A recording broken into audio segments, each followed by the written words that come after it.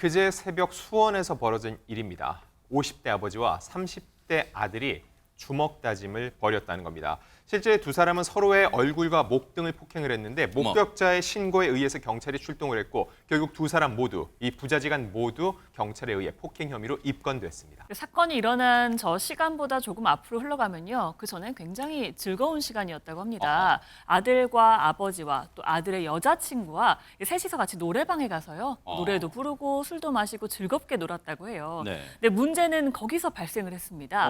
이 아들의 여자친구가요. 아들, 그러니까 자기 남자친구한테 오빠의 아버님이 노래방에서 날 추행했어 라고 한 겁니다. 일단 처음 폭행을 휘두른 건 아들은 아니었다고 합니다. 일단 아들 같은 경우는 여자친구의 말에 화가 났지만 그래도 우선 아버지에게 이러한 일을 들었는데 사실이 맞냐면서 추궁을 합니다.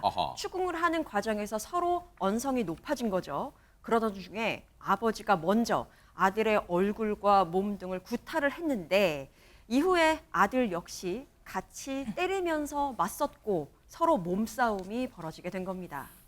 폭행이 오갔으니 안진용 기자님, 이거 경찰 조사가 이루어져야 되는 거 아닙니까? 어떻습니까? 실제로 이루어지고 있고 부자 간의 쌍방 폭행은 경찰이 다 확인을 했습니다. 다만 이 추행 부분에 대해서는 수사가 필요한 상황이라고 했고요. 뉴스파이터의 취재를 종합을 하면은 일단 아들과 아버지는 따로 삽니다. 근데 이날은 좋은 일이 있어서 함께 만났는데 불미스러운 일이 벌어졌다고 하는 겁니다. 근데 일단 서로 병원 치료를 받을 정도의 상처는 아니지만 이 추행 부분이 남았죠. 근데 중요한 건 이 아들의 여자친구의 입장입니다. 이 추행 부분에 대해서 현재까지는 진술을 거부하고 있는 상태이기 때문에 추가적인 수사가 필요한 상황이고요. 하지만 이 부자지간의 폭행에 대해서는 가정폭행 혐의로 조사가 추가적으로 이루어질 예정이라고 합니다.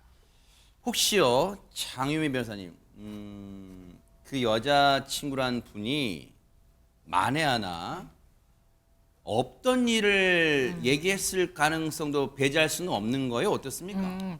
그렇죠. 일단 모든 거는 그냥 완전히 제로 베이스에서 사건은 들여다볼 필요는 있습니다. 그렇다면 두 사람 사이에 폭행이 일어나게 된 그 경위와 관련해서 이 여성이 가공하거나 없는 이야기를 지어낼 무엇인가의 동인이 있을 것인가로 그 신빙성을 판단하거든요. 그런데 왜냐하면 제가 죄송해요. 제가 왜 이렇게 질문을 시청자분들 오해하실까 봐 왜 이렇게 제가 질문했는지 그 이유를 밝혀드리면 보세요.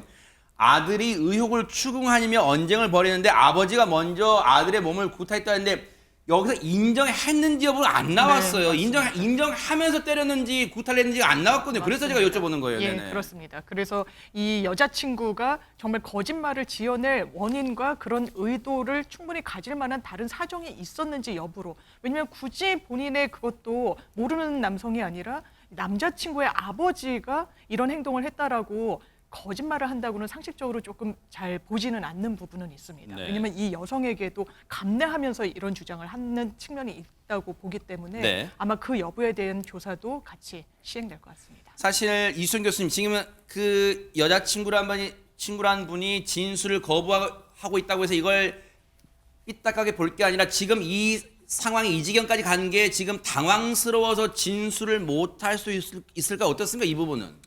글쎄 이제 당황스러울 수도 있고요. 지금 이제 그 당시에는 술을 마신 상태잖아요. 네. 그래서 일어난 일인데 이제 술이 깨고 며칠이 지나 보고 경찰이 또 뭐 입건이 되느냐 마느냐 이제 조사를 하자 드니까 이제 와가지고 내가 이 부자지간을 갈라놓는 거 아닌가 이런 생각을 또 한편으로 하기 때문에 진술을 지금 거부하는 게 아닌가 이런 생각도 들어서 좀 시간을 두고 이 여성분이 의사결정할 만한 합리적인 어떤 판단을 할 만한 그런 좀 여유를 두시고 나서 조사를 하시면 좀 더 많은 진술을 받아낼 수 있지 않을까 싶습니다.